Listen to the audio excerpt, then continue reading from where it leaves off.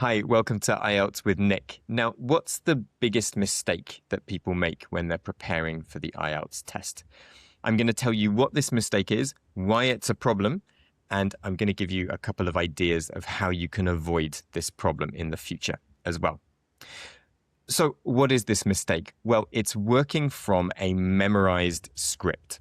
I've heard students do this so many times over the years when I've been helping them to prepare for the test. Now, why is this a problem, working from a memorized script? Well, let's think about real life for a moment, right? So imagine something happens to you and you want to tell your friends and your family about it. Maybe you met a famous person, or you saw a great movie, or you went to a fun party.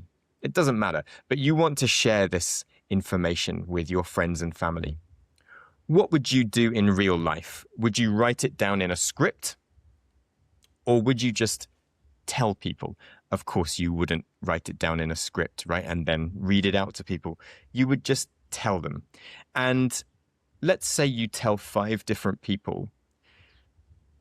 The content of what you're saying, the information, will stay more or less the same. You're going to tell them about the great movie that you watched and the actors that were in the movie and the story and why you found it interesting. But the language that you use is going to change slightly each time, right? And that's how we tell stories. That's how we interact in daily life, right? We don't plan exactly what we're going to say. We have an idea of what we're going to say, and then we change our grammar and our vocabulary and maybe the order in which we say it slightly. And this is what we're looking for in the IELTS test. What the examiners are looking for is for you to give a natural example of your spoken English and spontaneous spoken English, and to be able to respond naturally to the questions that the examiner is asking you. The examiner is not listening, is not wanting to hear you giving a memorized script, because that doesn't demonstrate what you can do naturally in English.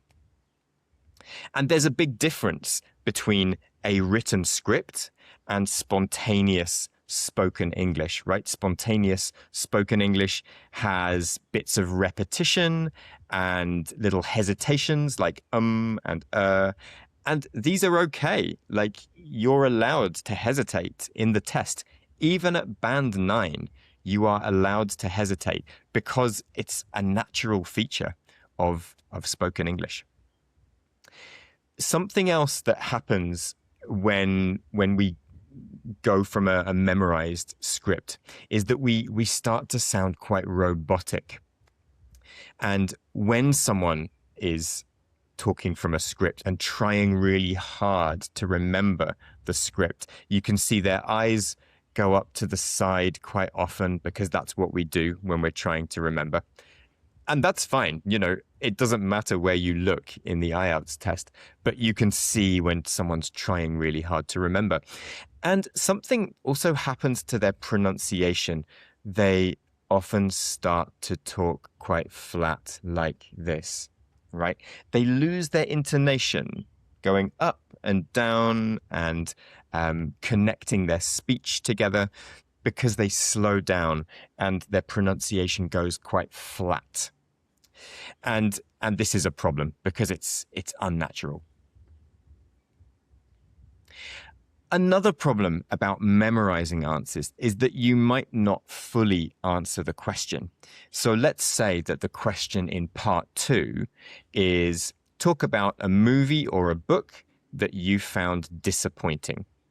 Now, maybe you've memorized a movie or a book that you can talk about in the test, but maybe that doesn't talk about a disappointing movie or a book. So you give your scripted answer, but you forget to add why you found this movie or book disappointing. And so that's something that can happen, is that you don't fully answer the question sometimes.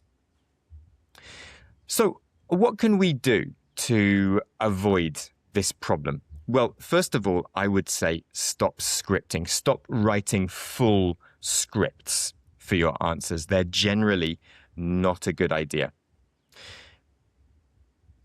Something to do instead is to take a topic and then note down some key language that's useful for that topic. So, for example, hobbies, right? You might need to talk about hobbies in part 1 of the test. So, what are your hobbies? You might need to talk about it in part 2 of the test. For example, talk about a hobby that you would like to try. Or you might need to talk about it in part 3 of the test. So, for example, what are some of the differences between hobbies young people have and old people have, right? So hobbies could appear in any part of the test. So a useful word or phrase that you could use here is to take up a hobby, right? So for example, I took up dancing or basketball or playing the guitar 3 years ago. To take up a hobby means to start doing a hobby. It's a phrasal verb. Maybe you know it. Now, you could use that phrasal verb to talk about hobbies in any part of the test, and it would be a really good bit of vocabulary to use.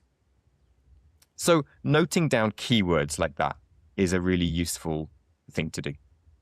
Also, just try to practice answering different questions without a script. And you can do this out loud, looking in the mirror, walking around the park. You can even record yourself on your phone and then listen back to it.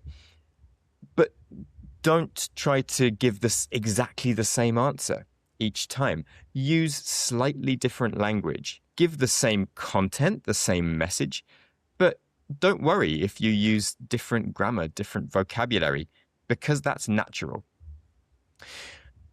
Okay, so the main idea, stop scripting answers. It helps you to speak more naturally if you work without a script. If you'd like feedback on your own speaking, then you can book a private lesson with me. Just have a look in my bio. And if you found this useful, then please like and subscribe, and I'll see you next time. Bye.